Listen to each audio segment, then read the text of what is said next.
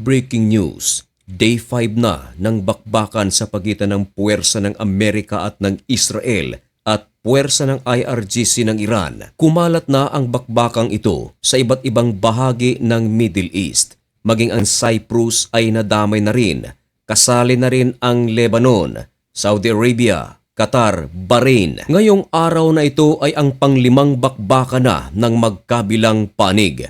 At sa araw na ito, nag-anunsyo ang Israel na nagsagawa sila ng pinakabagong pag-atake sa capital city ng Iran, ang Tehran. 50,000 soldiers ng Amerika kumikilos sa West Asia maging sa Middle East at mga numero ng mga napapaslang ay umakyat na.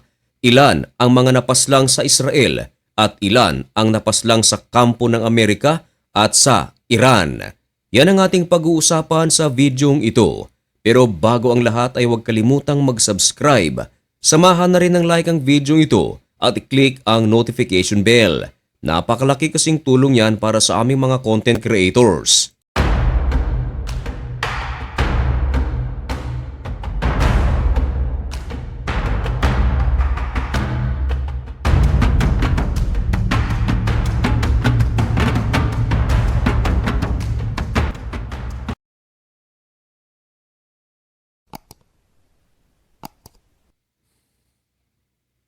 Maligayang pagbabalik mga kaibigan.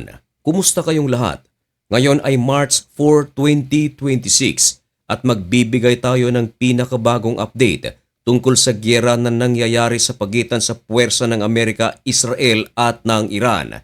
Sapagat ang giyerang ito mga kaibigan ay wala man lang sinyales kung ito ay patapos na.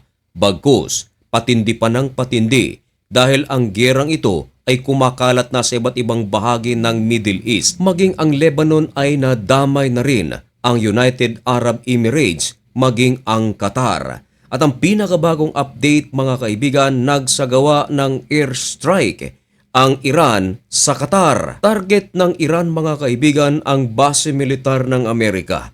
Pero hindi pinahihintulutan ng Qatar na makapasok ang puwersa ng Iran sa kanilang aerial territory. Kaya naman, sinalubong ng interceptor ng Iran ang jet ng Iran. Ayon sa ulat ng Al Jazeera, ang mga fighter jets ng Iran na pumasok sa kanilang aerial territory ay pinabagsak ng kanilang puwersa. Dagpa ng Defense Minister ng Qatar, hindi lang fighter jets ng Iran ang kanilang pinabagsak. Meron pang 7 ballistic missiles ang itinira ng Iran sa loob ng Qatar pero pinabagsak din ito.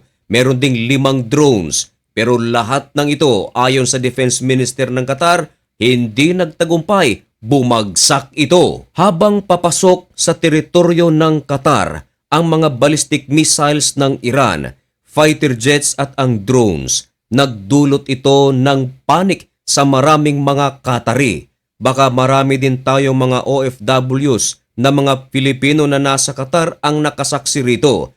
Pero lahat ng ito mga kaibigan ay pinabagsak kaya laking tuwa ng mga Qatari. Ayon sa gobyerno ng Iran, matagal na nilang pinaghandaan ang pagkakataong ito. Dahil bago pa man magsagawa ng pag-atake ang Israel at Amerika nitong nakaraang Sabado sa Iran, ay meron ng mga pahayag ang Iran na aatakihin ito ang mga base militar ng Amerika sa Middle East. At isa riyan ay ang Qatar. Kaya naman, nakapaghanda na agad ang Qatar. Hindi katulad mga kaibigan ng sinabi ni US President Donald Trump na binibigyan niya ng 12 days ang Iran upang ibigay ang 3 bagay na hinihingi ni President Donald Trump. At saka kung hindi, diyan pa aatake ang puwersa ng Amerika. Pero ang problema, hindi umabot ng 12 days. Mga 5 araw lamang buhat nang magbigay ng banta si President Donald Trump, sumabog ang Iran sa malaking airstrike ng Amerika at ng Israel. Ang punto ay hindi nakapaghanda ang Iran. Maging ang mga air defense system nito ay nawasak at hindi malang naipagtanggol ang kanilang bansa. Mariing kinundina ng Saudi Arabia at United Arab Emirates ang ginawang pag-atake ng Iran sa Qatar. Maging ang US Embassy na nasa Saudi Arabia ay inatake din ng puwersa ng Iran. Kaya marami ang mga nagtatanong, hindi kaya sasali na ring umatake ang Saudi Arabia, UAE, Qatar, Bahrain sa Iran? Dahil lahat ng mga bansang nabanggit mga kaibigan ay tinarget ito ng puwersa ng Iran. Sa ngayon ay wala pang sinasabi ang Saudi Arabia, UAE, Bahrain, Qatar at iba pa na sasali na sila sa pag-atake sa Iran. Pero isa ang malinaw mga kaibigan, ngayon day 5, nagsagawa na naman ng isang napakatinding airstrike ang Israel sa loob ng Qatar. At ayon sa ulat, ang puwersa ng Amerika ay padami ng padami. At katunayan, ayon sa ulat ng Berbana, ang 50,000 American troops mga kaibigan ay kumikilos ngayon sa Middle East at sa West Asia. Hindi lang troops mga kaibigan, meron na ring mga karagdagang fighter jets ang Amerika na ipinadala sa West Asia at maging sa Saudi Arabia. Yan ay ayon sa US Central Command. Ang UAE at Qatar ay wala mang direktang ginawang pagsalakay sa loob ng Iran. Pero ayon sa ulat ng Bloomberg, palihim ito na hinihimok ang mga alyadong bansa na tulungan si President Donald Trump upang madaling matapos ang giyera laban sa Iran. Nangangahulugan lamang ito na ang Iran ay tila na pagtutulungan hindi lang ng Amerika at Israel, kundi maging ang mga Muslim countries sa Middle East ay tumutulong na rin sa Amerika at Israel. Can you imagine mga kaibigan? Ang United Arab Emirates at ang Saudi Arabia medyo nagkaroon din ito ng hindi magandang pagkakaunawaan dahil sa Yemen. Pero sa pagkakataong ito ay nagkakaisa sila na tulungan ang United States of America sa mga ginagawang pag-atake nito sa Iran. Meron pa ngang naulat mga kaibigan na mismong ang Saudi Arabia, maliban sa Israel dahil talagang matagal nang gustong umatake ng Israel. Pero ang Saudi Arabia mga kaibigan, palihim din na inuudyukan si President Donald Trump na atakehin ang Iran. At ngayon na nagsagawa na ng pag-atake ang Amerika at ang Israel sa Iran, palihim naman na sinusuportahan ng Saudi Arabia at UAE Qatar ang Amerika sa labang ito. Marami ang mga nagsasabi na tila hindi pa matatapos ng madali ang gerang ito. Minsan na ring nag-alok si President Donald Trump na mag-usap ang Iran at Amerika kahit na tapos nang umatake ang Israel at Amerika sa Iran, pero tinanggihan ito ng Iran.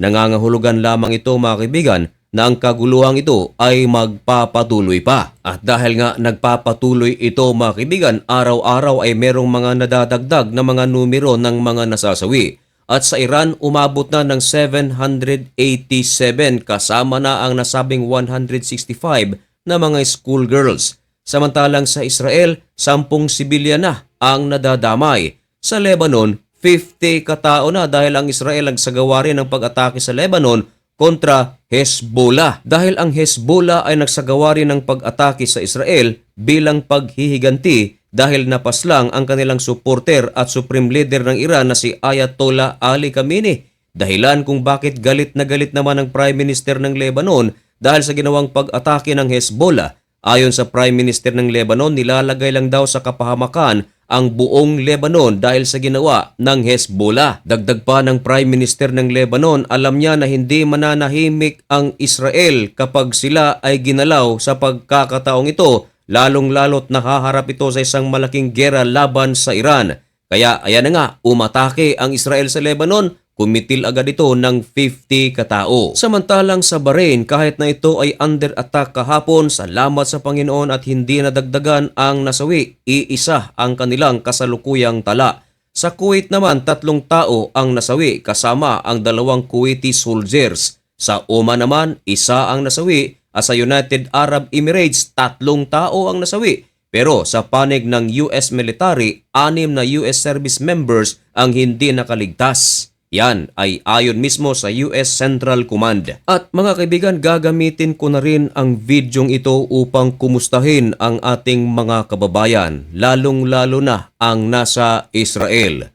Kumusta po kayo riyan mga kaibigan? At kung meron mang mga Pilipino na nanunood ngayon sa Iran, nako, kumusta po kayo? Mag-ingat po kayo dyan mga kaibigan. Sa Lebanon, alam ko marami din tayo mga kababayan dyan. Sa Bahrain, sa Kuwait, sa Oman, United Arab Emirates, dalangin po namin ang inyong kaligtasan. Mga kaibigan, hanggang dito na lamang muna ang videong ito. May God bless you and thank you so much for watching. Goodbye!